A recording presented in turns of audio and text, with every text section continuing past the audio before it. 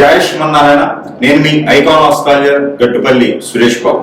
మనకి 2026 సంవత్సరం జూన్ మాసంలో గ్రహాల యొక్క స్థితిగతులు ఒకసారి మనం పరిశీలించినట్టయితే కనుక మేషరాశిలో కుజుడు, అలానే మిథున రాశిలో మనకి బుధుడు, అలానే ఇప్పుడు మనకి రవి భగవానుడు వృషభ రాశిలో 14 వరకు 14వ తారీఖు నుంచి మిథున రాశిలో బుధునితో పాటు సంచరిస్తూ ఉంటారు.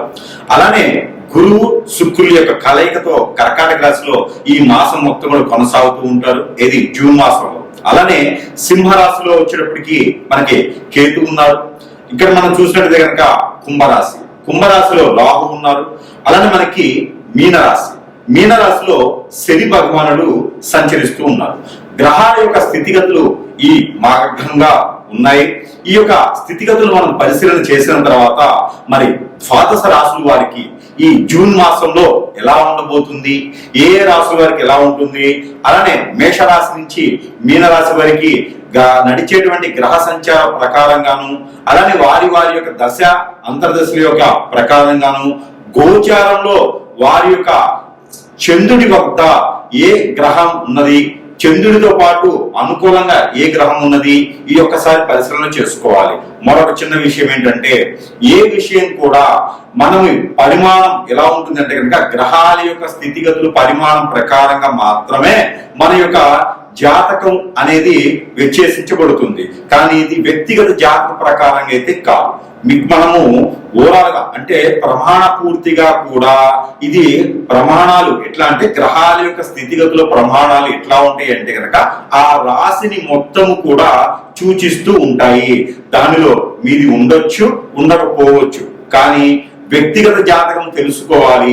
వారి యొక్క దారిద్ర్యం కానివ్వండి, వ్యతిరేకత కానివ్వండి, సంపూర్ణం కానివ్వండి, లేదా ఇంకేదైనా పనులు ముందుకు వెళ్ళలేకపోతున్నా, లేదు ఈ యొక్క జాతకం పరిశీలనలో మీకు ఇందులో ఏదైనా పాయింట్లు ఉన్నట్టయితే గనక ఒకసారి మీ పర్సనల్ జాతకం కూడా సంప్రదిస్తే దానికి తగ్గటువంటి పరిహారాలు కానీ, దాని తగ్గటువంటి రెమెడీస్ కానీ కూడా ఉంటాయి. అన్ని కూడా జాతకంలో ఉన్నట్టుగానే గురువులు చెప్పినట్టుగానే జరగాలని లేదు. మీ జాతకంలో జరగవచ్చు, జరగకపోవచ్చు. ఇది వ్యక్తిగత జాతకం అయితే సూక్ష్మంగా పరిశీలన చేయడానికి అయితే అనుకూలంగా ఉండేటువంటి అవకాశం అయితే బాగుంటుంది. అయితే మొదటిగా మనం మేషరాశి నుంచి మీనరాశి వరకు కూడా ఈ యొక్క జూన్ మాసంలో పరిహారాలే కావచ్చు, వారి యొక్క జాతకం ఏం చేస్తే బాగుంటుంది, ఏం చేయకపోతే బాగుంటుంది అనేది ఒకసారి పరిశీలన అయితే మనం మొదటిగా చేద్దాం. ద్వాదశ రాశుల్లో ఒకటి ధనుసు రాశి. ఈ ధనుసు రాశి వారికి జూన్ మాసంలో ధనుసు రాశి వారికి మిశ్రమంగా ఫలితాలు కనిపిస్తున్నాయి. మీరు జాబ్ చేస్తున్నట్టయితే కనుక జాబ్ లో ప్రమోషన్స్, మీరు అనుకోకుండా సందర్భంలో జాబ్ లో ప్రమోషన్స్ వచ్చే అవకాశం ఉంది. మీరేమో జాబ్ మానేయాలనుకుంటున్నారు, ఆ జాబ్ లో ప్రమోషన్స్ వచ్చే అవకాశం ఉంది. కాబట్టి ఖచ్చితంగా చేసేటువంటి జాబ్ ఖచ్చితంగా అదే చేయండి. కొత్త జాబ్కి వెళ్ళారంటే మాత్రం మళ్ళీ మొదటి నుంచి ఎత్తుకోవాల్సి వస్తుంది. కాబట్టి ఆలోచించండి. మీతో పాటు ఉన్న అందరూ ముందుకు వెళ్తుంటారు, మీరు మాత్రం అలానే ఉంటారు. కానీ ఈ సంవత్సరం 2020 సంవత్సరం జూన్ మాసం నుంచి కొంచెం మీకు కూడా అనుకూలంగా ఉండేటువంటి గ్రహాలన్నీ కూడా సానుకూలంగా మారిపోతున్నాయి. కాబట్టి మీకు కూడా అనుకున్న పనులు ముందుకు వెళ్ళడానికి ప్రయత్నం చేయండి. దాంతో పాటు పెళ్లి చేసుకొని నుండి ఇటీవల కాలంలో 2-3 సంవత్సరాల క్రితం పెళ్ళైన వారికి కూడా విడిపోయేటువంటి తత్వం కానీ, వేరే వాళ్ళు మీ మధ్యలోకి వచ్చేసి విడదీసే తత్వం కానీ, అటు బంధువులు కానీ ఇటు బంధు మిత్రులు కానీ మీ మధ్యన సంసారం చేయించుకోకుండా దూరం చేసేటువంటి తత్వం ఏర్పడుతూ ఉంది. వాళ్ళందరూ కూడా దూరం పెట్టేసి భార్య భర్తలు ఇద్దరే ఉండేలాగా ప్రయత్నం చేసుకోండి. లేదంటే కనుక భార్య కానీ భర్త కానీ దూరం అయ్యారంటే మాత్రం మళ్ళీ మీ జీవితంలో పెళ్లి అంటే మళ్ళీ ఎప్పటికైతుందో తెలియదు. కాబట్టి కొంచెం జాగ్రత్తగా ఉండాలి. అలానే మీరు అనుకున్నటువంటి రీతిలో ముందుకు వెళ్ళేటువంటి తత్వంలో మీరు ఉన్నారు. కాబట్టి అలాంటి పొజిషన్ కానీ అవకాశాలు కానీ మీకు రాబోతున్నాయి. కాబట్టి నిరుద్యోగులు ఉద్యోగం రాబోతుంది. ఏదైనా మంచి కార్పొరేట్ సంస్థలు మీకు మంచి జాబ్ రాబోతుంది, గుర్తింపు రాబోతుంది. జాబ్ వచ్చిన మీకు సన్మాన సత్కారాలు కూడా అయిపోతాయి. అలానే మీకు రాజకీయ రంగంలో సలహాదారులు గాను, అలానే మీకు సినీ రంగంలో కూడా మంచి పొజిషన్ కానీ వచ్చే అవకాశం, చిన్న అవకాశాలు కూడా మీకు రాబోతున్నాయి. కాబట్టి ఆ విధంగా మీరు ముందుకు వెళ్తే చాలా బాగుంటుంది, అద్భుతంగా ఉంటుంది. అలానే మీరు అందరిని ఆదరించేటువంటి తత్వంతో మీరు ఏదైనా అనాథాశ్రమంలో ట్రస్ట్లు కూడా మీరు మొదలు పెట్టవచ్చు. అలానే 2 రకాల వ్యాపారాలు మీరు చేస్తారు, ఒకటి జాబ్, ఒకటి బిజినెస్. ఇలాంటివి మీరు చేసే అదృష్టం అవకాశం మీకు రాబోతుంది. లవ్ మ్యారేజ్ చేసుకోకండి. లవ్ మ్యారేజ్ చేసుకుంటే కనుక 3 రోజులు ముచ్చటగానే ఉంటుంది. ఎంత పెద్ద లవ్ అయినా సరే, 10 సంవత్సరాల పాటు లవ్ ఉన్నా సరే, పెళ్లి అయిన తర్వాత 3 రోజులు ముచ్చటే ఉంటుంది. కాబట్టి లవ్ మ్యారేజ్ మీరు చేసుకోవద్దు. అయితే అరేంజ్ మ్యారేజ్ చేసుకుంటే కొంతకాలం మీకు ఉంటుంది, సంబంధాలు మీకు చూసేవాడు కూడా దగ్గరే ఉంటారు కాబట్టి బంధుమిత్రుల నుంచి మీకు వచ్చేటువంటి అవకాశం ఉంటుంది. మీరు ఏదైనా ఉన్నత శిఖరానికి వెళ్ళాలంటే కదా చిన్న చిన్నగా వెళ్ళేదానికి అదృష్టం ఉంటుంది, కానీ ఒకేసారి మీరు ఉన్నత శిఖరానికి వెళ్ళాలి. లేదా అలానే గ్యాస్ట్రిక్ ట్రబుల్ కానీ, మజిల్స్ పెయిన్ కానీ, బ్లడ్ రిలేటెడ్ సమస్యలు కానీ మీకు వచ్చేటువంటి కనిపిస్తుంది. కాబట్టి ఫుడ్ లో ప్రికాషన్స్ ఖచ్చితంగా తీసుకోవాలి. జీలకర్ర, వాము లాంటివి ఎక్కువగా వాడుతూ ఉండాలి. అలానే పిప్పర్మెంట్ అంటారు, మీంట్, అలాంటి మీంట్ కూడా ఎక్కువగా వాడుతూ ఉండండి. అలానే తాంబూలం అంటారు, తాంబూలం కిళ్ళీలు అంటారు. అలాంటి జరద, పాన్ అలాంటివి కాకుండా జస్ట్ ఏదైనా కిళ్ళి ఒక్క తాంబూలం లాంటిది వేసుకుంటూ ఉంటే మీకు ఈ గ్యాస్ ట్రబుల్ కానీ, స్టమక్ రిలేటెడ్ సమస్యలు కానీ, లివర్ కి సంబంధించిన సమస్యలు కానీ మీకు తలెత్తకుండా ఉండేదానికి అవకాశాలు ఎక్కువగా కనిపిస్తున్నాయి. కాబట్టి ఆ మీద ఇలాంటి ప్రికాషన్స్ అయితే ఖచ్చితంగా తీసుకోవాలి. అలానే మీకు గండం కూడా కనిపిస్తూ ఉంది. అలానే జలుబు, జ్వరం రావడం కానీ, దానికన్నా పెద్దగా ఏదైనా పాత రోగాలు వెంబడి బయటికి రావడం కానీ కనిపిస్తూ ఉంది. కాబట్టి కొంచెం ప్రికాషన్స్ తీసుకుంటూ ఏదైనా అనిపించినప్పుడు, ఏదైనా ఒత్తిడి అనిపించినప్పుడు ఖచ్చితంగా మీరు వైద్యం దగ్గరికి వెళ్ళి పరీక్ష చేయించుకుంటే కనుక దానికి పరిష్కారం మార్గం అయితే దొరుకుతా ఉంది. ఇక గండం అయితే పోయేటువంటి ప్రయాణాల్లో, మీరు చేసేటువంటి ప్రయాణాల్లో కొంచెం ఆచితూచి ప్రయాణం చేసుకుంటూ ఉండాలి. అలానే ఈ యొక్క మాసంలో మీరు కొత్తగా వ్యాపారం మొదలు పెట్టాలంటే ఫైనాన్స్ వ్యాపారం కానీ, గోల్డ్ సిల్వర్ లాంటి వ్యాపారాలు కానీ, బుక్ స్టాల్స్ కానీ, మెడికల్ షాప్స్ కానీ, ఇలాంటి రంగాల్లో మీకు అద్భుతంగా ఉంటుంది. అలాంటి రంగాల్లో మీరు ప్రయత్నం చేయవచ్చు. ఏదైనా పోటీ పరీక్షలు ఉంటే కూడా మీకు పాస్ అయ్యేటువంటి అదృష్టం ఉంది కాబట్టి ఆ మేరకు ప్రయత్నం చేయండి. ఇంకా కూడా మీరు అదృష్టం బాగుండాలనుకుంటే కనుక మీ మీద చెడు క్రియ జరిగి ఉంటుంది, అది ఒకసారి గమనించుకోండి. మీ వల్ల చిన్న చిన్న పరిహారాలు చేసుకుంటే బాగా ఉపశమనం దొరుకుతుంది.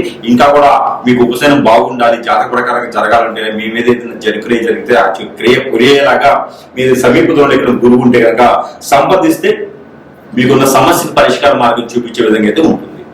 ఇకపోతే ఈ రాశి వారి గనక ఈ చిన్న పరిహారం చేసుకున్నట్టయితే గనక కొంతమేర మొత్తం పూర్తిగా దారిద్ర్యం పోయేటట్టు లేకపోయినా కొంతమేర అయితే అదృష్టం అయితే ఉంటుంది, మిశ్రమ ఫలితాలు అయితే లబ్ధి పొందుతాయి.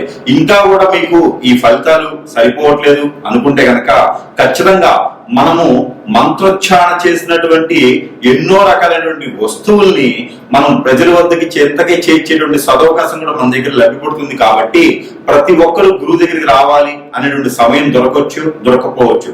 కానీ మీరు మొబైల్ ద్వారా కానీ ఎన్నో రకాల సదుపాయాలు ఉన్నాయి, వాటి ద్వారా మీకు సంప్రదిస్తే కనుక మీ సమస్య ఉంది, ఆ సమస్యకు తగ్గటువంటి పరిష్కార మార్గం కింద వస్తువు రూపాన మంత్రోచ్చారణ చేసిన వస్తువులు మీ చెంతకి చేర్చేటువంటి దానికైతే ఉన్నది. కాబట్టి ఆ మేర సంప్రదించవచ్చు. అలానే మీకు ప్రతి ఒక్కరికి కూడా దేవుని అనుగ్రహం అనేది ఖచ్చితంగా కావాలి. ఇక ఈ రాశి వారు అయితే కనుక చిన్న పరిహారం చేసుకోవచ్చు.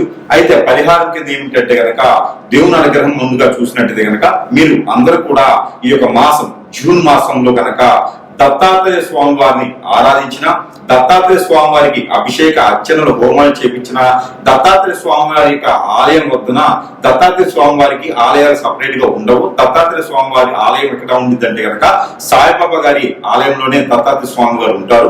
అక్కడ ఏదైనా గురువారం సాయం సంధ్య నుంచి రేత్రి కానీ లేదా మంగళవారం రేత్రి కానీ కనుక మీకు ఇంట్లో ఏదైనా కీడు జరిగినా, ఇంట్లో ఏదైనా మీకు అపకీర్తి కానీ, ఇంట్లో ఏదైనా మీకు నిద్ర పట్టకపోయినా, చిరాగ్గా ఆదాయం రాకపోతున్నా, చెట్టుకోలు కొట్టుకోలు అవుతున్నా, ఇలాంటి సమస్యలతో బాధపడేవారు ఎవరైతే ఉంటారో వారు ఈ జూన్ మాసంలో ఏదైనా మంగళవారం లేదా గురువారం రోజున ఏదో ఒక్క రోజైనా సరే అందరూ వెళ్ళేసి ఆ ఒక దత్తాత్రేయ స్వామివారు ఉండేటువంటి ఆలయంలో కనుక నిద్రించండి. అవకాశం ఉంటే కనుక ఖచ్చితంగా నిద్రించండి. ఆ రోజు నేల పడకే చేయాలి. అలానే నాన్ వెజ్ భుజించకూడదు, శాకాహారులుగా వెళ్ళి నిద్రించండి. అలానే కనుక దత్తాత్రేయ స్వామి వారికి 5 నారికేళములు సమర్పించండి.